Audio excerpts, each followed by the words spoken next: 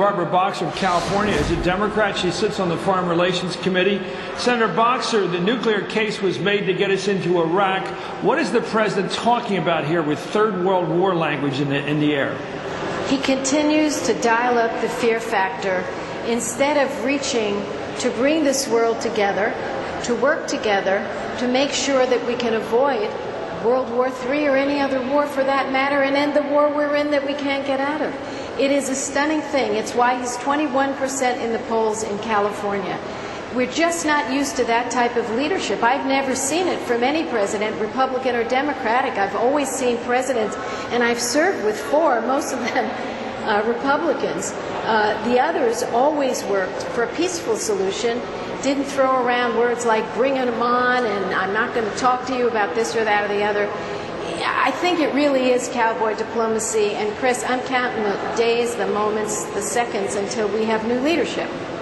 Well, let's talk about diplomacy. It seems to me the Turks are mad at us, the Russians are mad at us, and I remember that when we were growing up, that word that Jack Kennedy used to use during the Cuban Missile Crisis, miscalculation.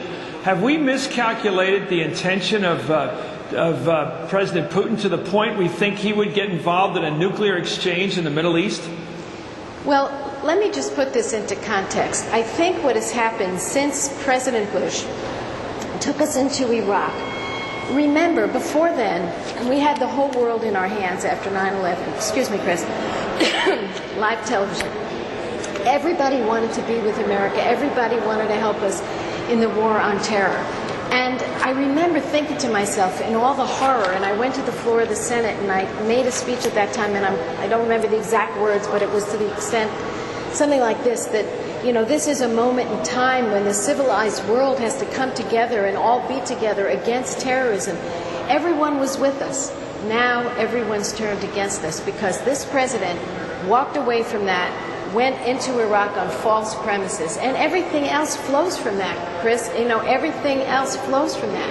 And when you see Putin on the front page with Ahmadinejad, frankly, you see al-Maliki with the leader of Iran as well. This is supposed to be Bush's pal, Maliki.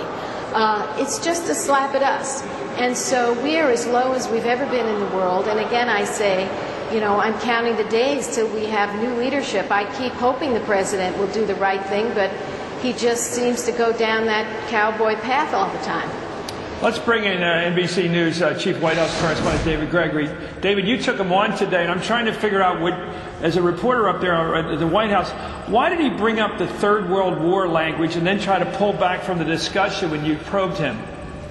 Well, I think what's interesting, what he pulled back from is what the Israelis might do. I mean, this is all very tangled right now because of the role that Iran is playing in Iraq, the role that Iran is playing in Afghanistan, and because of the threat that Iran poses most directly to Israel if it were to acquire a nuclear weapons program. So, you know, I asked the question, the president will not comment on the apparent preemptive strike that Israel took on Syria last month, and again, you can understand that on national security grounds. I asked him about whether Israel was within its rights back in 1981 to take out the burgeoning Iraqi nuclear reactor, which you have to believe the answer is yes, even though it was condemned by the United States at the time because most analysts believe that it set Iraq back and its nuclear program back. So what if Israel were to take that action now? The president won't go anywhere near that, but these are real-world possibilities given what Israel has done in Syria.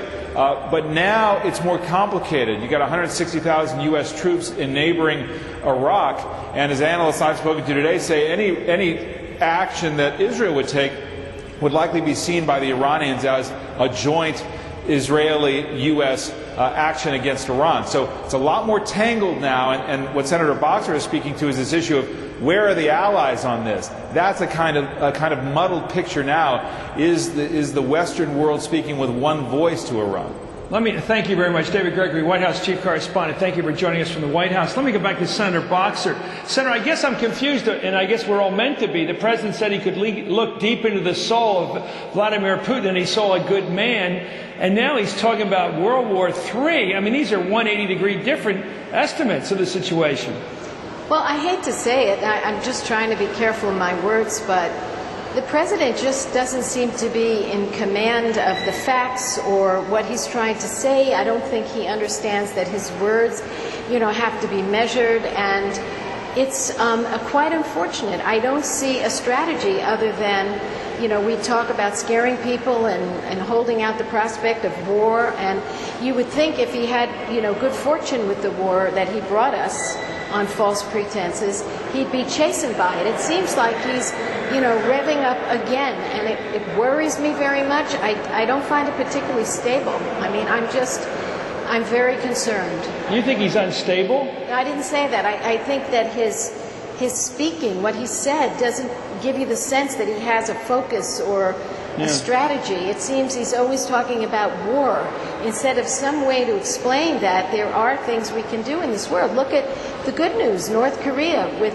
the president sent Chris Hill. Chris Hill came back, and we're making some progress. It doesn't mean this thing is resolved with North Korea, but it shows that we can resolve this. And instead, it seems to be this talk of war, and I worry about that.